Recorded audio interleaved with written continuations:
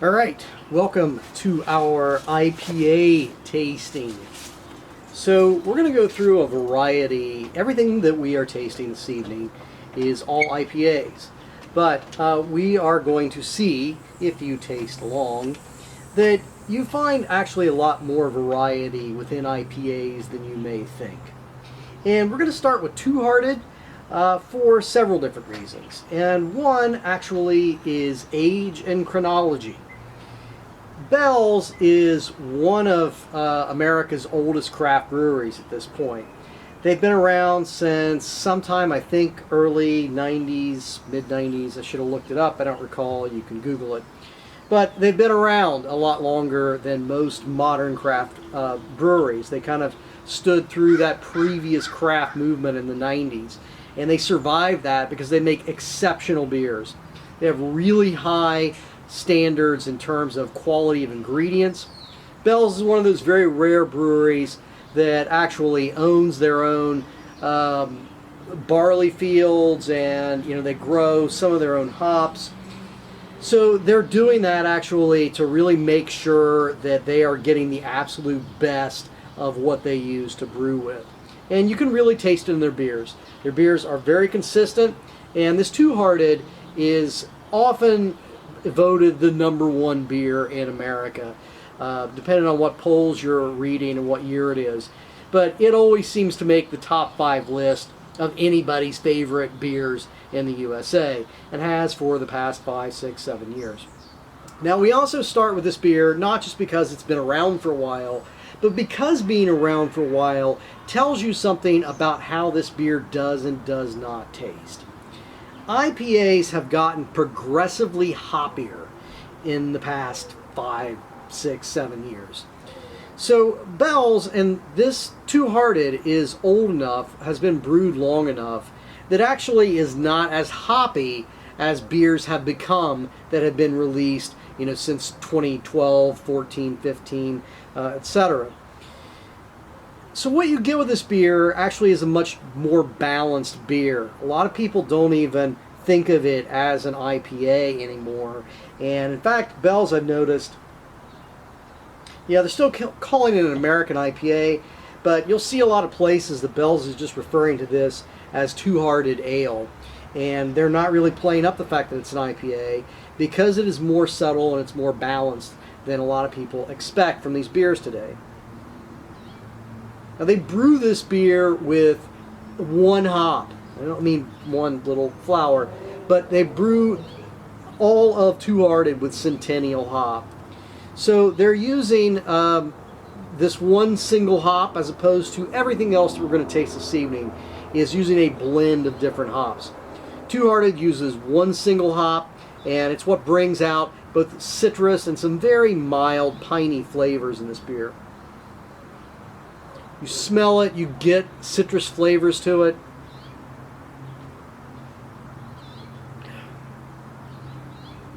And you taste that little bit of citrus, almost even a little bit of orange that I get out of this beer.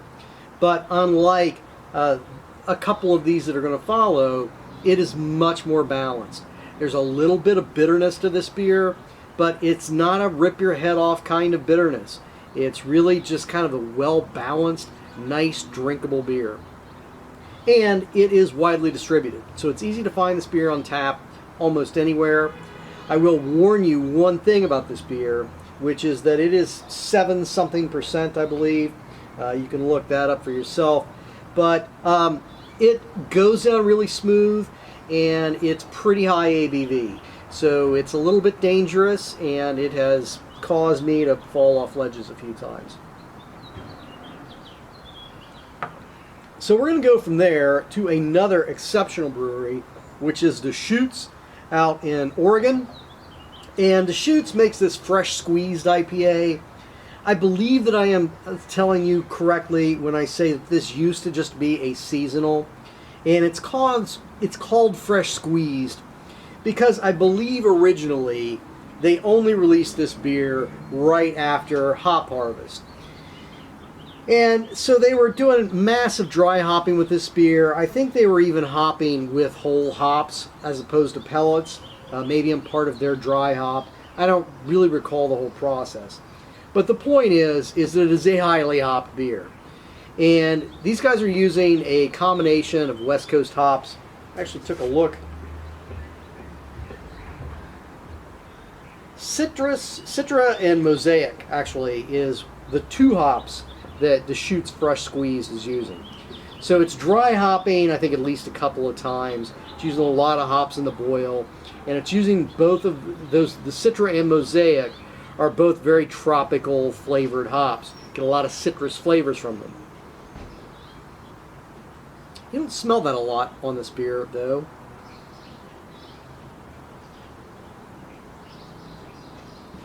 I get a little kind of just a piney.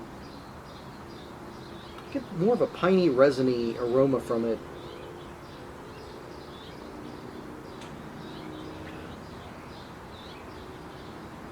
And I get a nice piney taste from it. So that's probably coming more from the Mosaic, I'm suspecting. But regardless, much more of a piney beer than you get out of this Two Hearted. Piney, dank, not that bitter, but the hops are definitely what is prevailing in terms of your driving flavors. So next we're going to move on, something a little bit more local.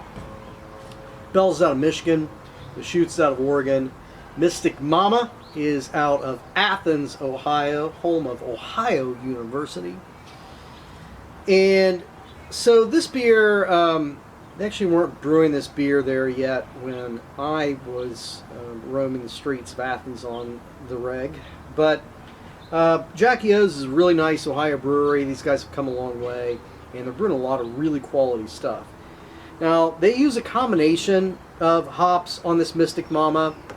And when we taste this beer, yeah, so there's 5 hops they use on it, and they dry hop it with Citra and Simcoe. So there's 2 hops that they use to dry hop it with, but there's a total of 5 hops that they use in the boil. So they're doing a lot of stuff. You know, there's a lot of hops that are going into this boil.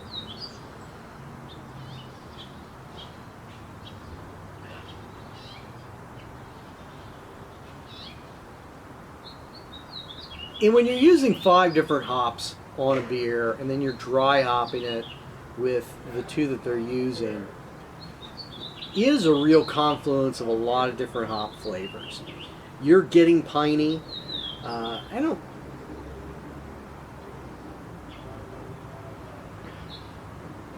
don't get any grassy, but I get piney, I get dank, and I get a little bit of Citra on the back end of it.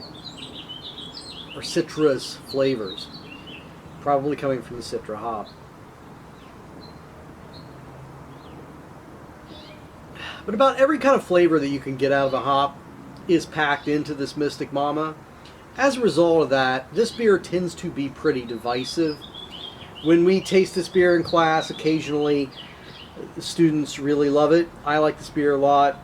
It's also a beer that very commonly, if you don't like IPAs in particular, and even if you kind of do, a lot of students hate this beer when we do it for in-class tastings. So I like to taste it because I like it. And there's a lot going on with it from a hop profile standpoint, and it's divisive. You're probably going to either love or hate this beer. It's pretty cheap as a single beer, so it's not a big investment for you to check it out. Now the next thing that we're doing is a pretty big divergence in IPA styles. And technically we're going into a sub-style, a different style than overall IPAs. We are headed into New England IPA territory. Now this New England IPA is made by Braxton here locally in Covington. They also have a brewery in Newport, and they are opening up a new branch in Cincinnati. So what makes a New England IPA? There's a couple of things. Number one, they're always unfiltered. What does that do to flavor? Really, absolutely nothing at all. What it does to the appearance of it is it makes them cloudy. So these beers are unfiltered. They're always going to be cloudy. They're always going to be hazy looking. They also use a lot of typically Citra hop, but some of those other hops like Galaxy, the hops that give you these kind of, and Centennial, that will give you these kind of citrus flavors. In addition to that, a lot of them are using a little bit of lactose to give them a creaminess. Now, sometimes they really go overboard with that, and you get into even kind of a sub category. And you'll see out there breweries making what they'll call milkshake IPAs. Now, what a milkshake IPA means is you're going to find in that beer a beer that is hazy looking. More importantly, it is going to have a lot of citrus flavors to it, and the lactose is going to be added to that beer to make it really creamy. So you're going to get this kind of creamy, citrusy milkshake kind of tasting thing. Actually more of sort of an Orange Julius that'll get you drunk sort of flavor out of milkshake IPAs. This one, I think, is a really nice representative example of the style of New England, and Braxton's Good Brewery here in local. Aroma on this beer, you get these citrus aromas off of it, smelling it.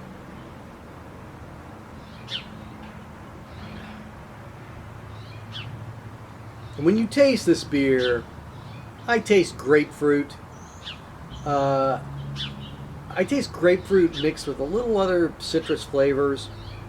There's a lot of that grapefruit that comes through in it. It's not as bitter as a lot of other IPAs.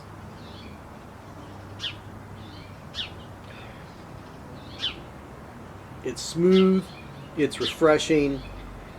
The hops make it crisp, but they're also, what they're really doing in this New England style is showcasing the citrus flavors that you get from the hops.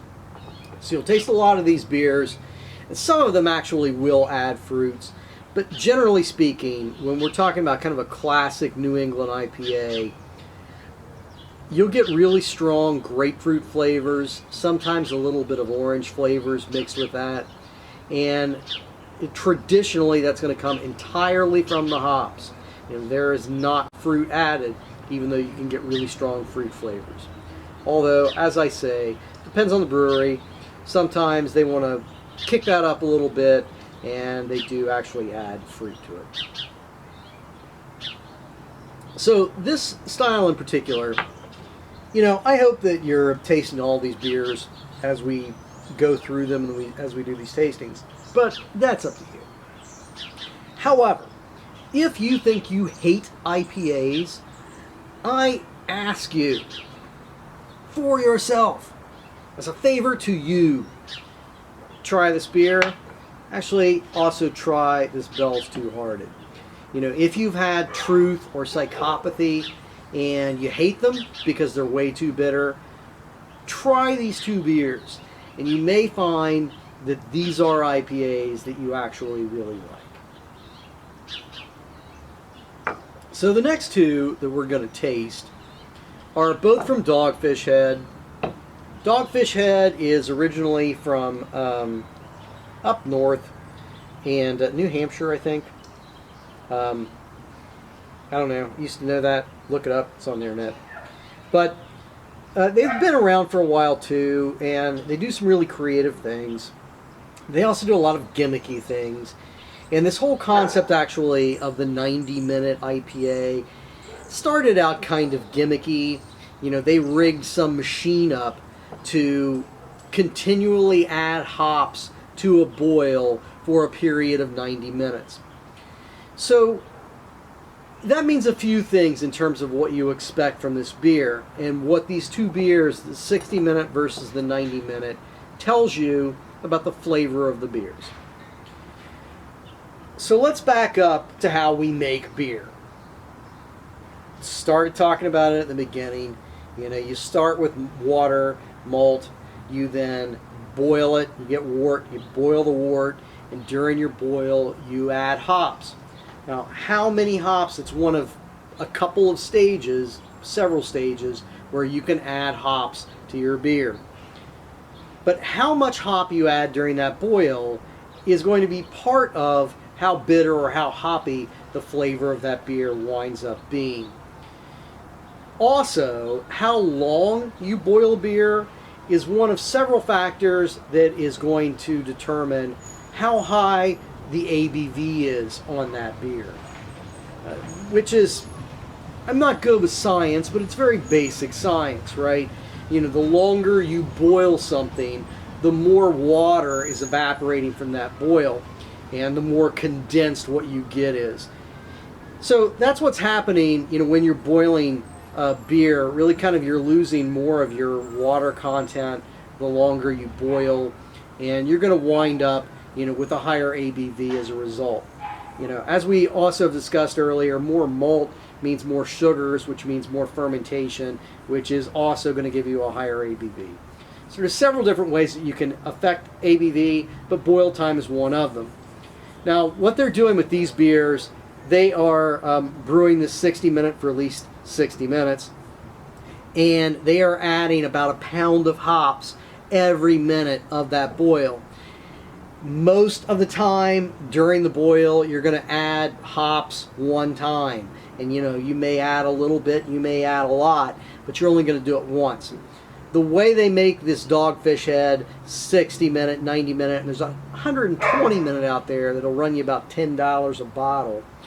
But the 60-minute is about 60 pounds of hops, about a pound added a minute, and it's boiled for 60 minutes. The 90-minute is using the same hops that they say on their website are West Coast style hops. So they're not specifying what they're using, which means they're probably, because they're using a lot of hops, you know, they are probably switching it up a little bit depending on availability and what's going on in the hop market. But they're going to be using traditional West Coast, American West Coast style hops, meaning that you're going to get a lot of citrus flavors out of it. You're also going to get a little piney, you may get a little grassy out of these beers. And the difference between these two beers, and you're going to look at them, I mean, these are basically the same beer. And you can see a color distinction in them. You're going to get a difference in the ABV because of the boil time. They're the same beer in the sense that everything, it's all the same malt, it's the same hops that they're using. The only difference between the 60 and the 90 is the boil time and how much hops is going into it. You know, you are putting about 90 pounds of hops into this beer as opposed to the 60 pounds into this one. So this one has a lot, this one has a crazy ridiculous amount, and the 120 costs as much as it does because there's a massive amount of hops going into that beer. I smell grassy on this beer. I smell dank, I smell grass. I don't smell a lot of citrus aromas.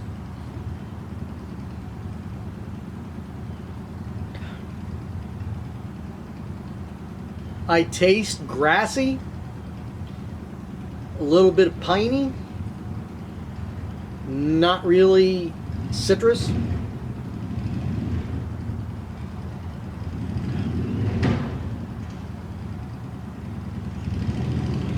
It's smoother than you expect. But this is also a beer, I mean, when you compare this Centennial hop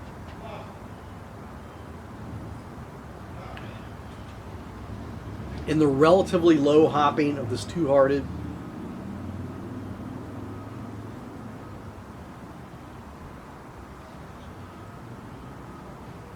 you're getting a real distinction between the citrus flavors and the Two Hearted, definitely the citrus flavors that you get out of this Braxton, and the much more grassy, little bit of piney flavors that I pull out of this Dogfish 60.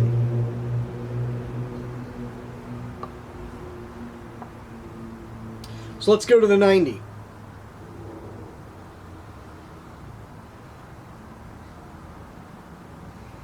I don't know if they're dry hopping these, so let's back up and talk about that a little bit. Because I think I did it in the introduction to this class, and there's some reading material and various other places in this specific class that you should be learning a little bit about dry hopping.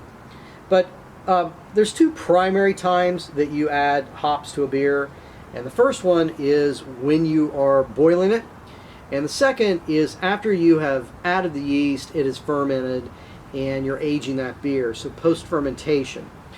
That's called dry hopping.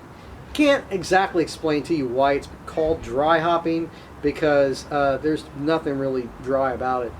But a lot of the aromas of a beer, or of the hops that you add to a beer during the boil, actually boil off. So when you're getting a really strong hop aroma from a beer, it's usually because it has been dry hopped. And everything that we have tasted here has been dry hopped. I'm assuming they're also dry hopping these beers, but that may be incorrect. I think that maybe they are relying entirely on the hops that they're adding to the boil of these beers, which, you know, in the case of these 60 and 90 minutes, is a massive amount of hops.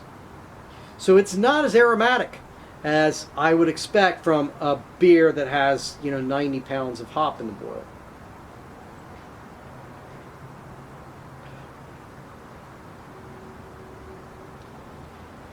And again, I believe these are the exact same hops being used, but you're getting a different flavor out of this. So I don't get the same strong grassy flavor from the 90 minute that I get off of the 60 minute.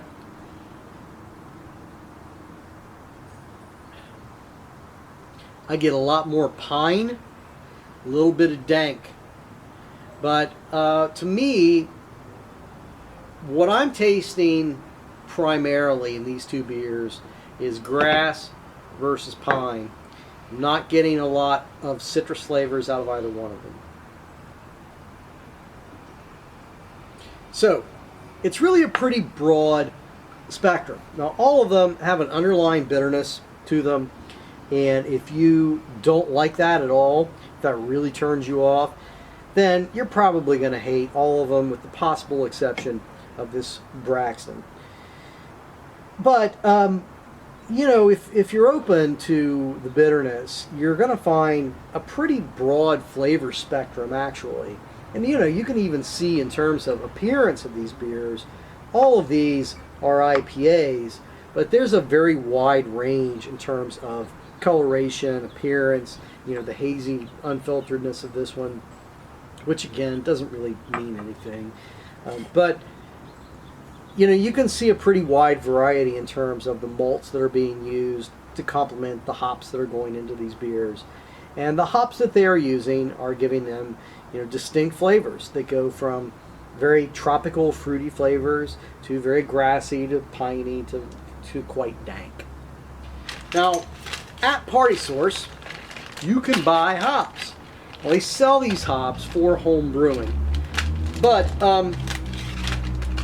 they're also a great way, you know, it depends, there's a little bit of price variation depending on the hop. Some are more expensive than others.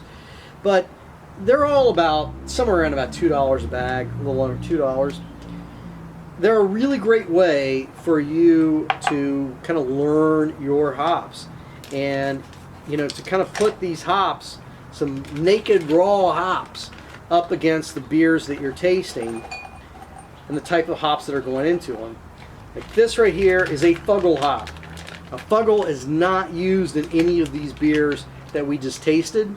Fuggle hops are not used in American IPAs very frequently. But they would have been used a lot in the original English IPAs because they were an English hop. And you smell, with these Fuggle hops, a real distinction from what you get from a lot of these American hops. Fuggle is this very traditional English hop. It's been around for a long time, as opposed to hops like Mosaic or Galaxy that, you know, I don't think are even 10 years old in their existence. Fuggle's been around, you know, since America's been around, I believe. And you get real earthy notes out of Fuggle hop, a little spicy notes out of it. And you can smell all of that right off of the hop. So it's great to do this, to take these hops, to smell these hops, and to smell them as you taste a beer that uses these hops in it. So probably actually a bad example for me, since I just opened a hop that is not in any of these beers. But Fuggle's pretty distinct, which is why I did that. Saaz is a, I don't know that I'm pronouncing that right actually, but it is a German hop. It is one of the noble hop varieties. It's also another very old hop. It's going to be used a lot in Pilsners. You're not going to find this much in IPAs.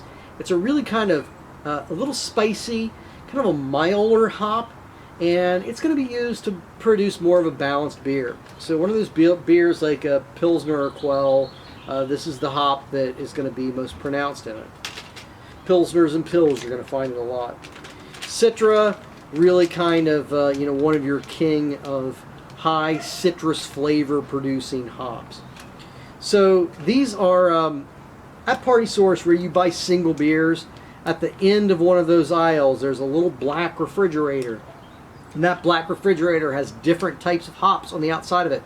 You can open up that refrigerator, you can buy these little packets, and for not a lot of money, you can buy a couple of these and you can stick them next to the beers as you taste them and really start to kind of learn and appreciate where those flavors, those aromas are coming from. Now, hops, they kind of stick around in a beer due to the oils, and if you bite down on one of these, you chew a couple of these hops, that oil, that resin is going to get on your tongue and it's going to stay there for a long time, and it's going to make you pretty miserable. So, I don't recommend that you do that, but if you do, please video it and share a copy. A couple other things to mention with IPAs before, I finish the rest of these off camera. Session beers, we've talked about a little bit. What makes a session beer? A session beer is one that has a lower ABV. It is meant to, drink it over a session, drink it all day. I never really understood what the session was supposed to mean, but what it means in beer is that a session beer is meant to, it's meant to be a beer that you drink a lot of. So this one from Westside is 4%. This is one of the more solid session IPAs I've had. They usually sacrifice a lot of flavor actually to get down at a lower ABV on an IPA. And I hate it when I speak in letters. But this one from Westside's pretty good. Founders All Day IPA is a really good session IPA, for a session IPA. And some other breweries are starting to make ones that are solid. But if you like IPAs and you want to be able to go out on the boat in summer and drink more than 3 or 4 of them without acting loopy, sessions are the way to go. They're never going to be the best IPA that you find out there. Locally, Mad Tree and Truth by Rheingeist are really solid IPAs, and they're pretty similar beers. I have a bit of a preference for the Psychopathy myself, but they're similar beers. They're both excellent IPAs using a whole lot of West Coast hops. West Side again. This double IPA that they make, this is really, and actually, I'm going to open this beer right now. This is not on your list, but this double IPA, and a double IPA is going to usually, in part, it's going to reference the amount of hops in it, but it is more so going to be a reference to ABV. So it's going to be a little bit more about boil time, kind of like with the 60 and 90 minute. You get a lot of citrus aroma off of this double IPA from West Side.